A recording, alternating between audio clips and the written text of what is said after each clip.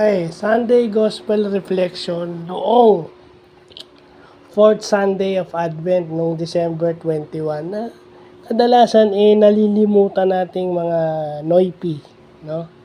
Nakakalimutan natin mga Pinoy, no? Yung gospel ngayon, nagbabalak si Saint Joseph na hiwalayan si Virgin Mary kasi bigla itong nabuntis. So, ano yun eh? Sometimes yun yung lesson na bakit ba tayo nagsimula na gawin yung ating mga ginagawa? No? Bakit natin sila bibitawan kapag ka tayo ay naiipit? Hindi naman sa lahat ng oras bibitaw tayo. No? Kasi yan yung hirap sa atin minsan na hindi natin alam yung consequence ng ating ginagawa. Kapag ka sumusobra, hindi na natin pwedeng bitawan. Dahil pag binitawan natin, yun. Isipin nyo na lang kung hiniwalayan talaga ni Saint Joseph si Mama Mary, di si Mama Mary mamamatay.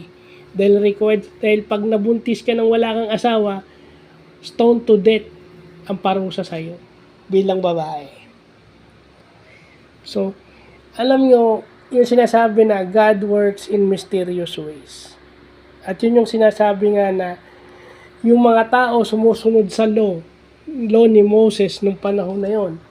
Pero, hindi nila alam kung ano talaga ang plano ng Diyos. Kung bakit yung law na yon. Yung 10 Commandments na yon, si Lord ang nagpapaalala sa atin nung siya nandito. Nung siya taong kasama ng mga Israelites, mga Jews, yan. Yan yung nakakalimutan natin minsan, bakit tayo nagsimula. No? Bakit natin pinakasalan yung isang tao kung hindi naman natin siya mahal? At bakit tayo ba't idinadahilan natin na mahal natin yung isang lalaki o babae kahit meron pa tayong karelasyon na mahal din natin? So parang mali ata yun. No? And then pag naglabas ng frustration yung lalaki o babae, inilabas sa social media, sila pa masama. Di ba? I don't understand this laws. Na sana may laws din na bawal yung ganun. Dahil ba, natural, nahuli mong nanloko nainis. Oh. Sa tingin mo ba makakausap mo pa ng personal yon? Oh. Diba? Yung damages nun emotionally. Yung civil responsibility mo na social or civil responsibility nating tulungan o pangalagaan yung nararamdaman ng tao, hindi natin iniisip. Dahil lang sa sarili nating convenience.